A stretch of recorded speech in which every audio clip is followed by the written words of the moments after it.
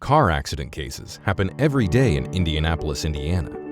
You need an attorney to fix your problem and should not be alone during this time. People in Indianapolis do not always take the time that they should to consult with an attorney before proceeding into wanting restitution. Times like these can be frustrating for anyone. That is why we're here, to help you take care of everything that you're unsure of. In Indianapolis, we pride ourselves on not just being great attorneys, but on providing customer service to everyone that walks through our doors, no matter what the case is. In matters of car accidents, you should always first figure out what happened, what went wrong, and who is responsible.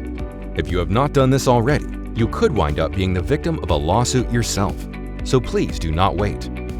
You can visit our website to learn more about what to do in cases of car accidents. And from there, we promise that we will do everything in our power to get you what you need and fast. At Stewart Phelps Wood Injury Law, we know what we are doing. So please do not wait. Contact us immediately if you or someone that you know has been affected by these circumstances. You will be glad you did.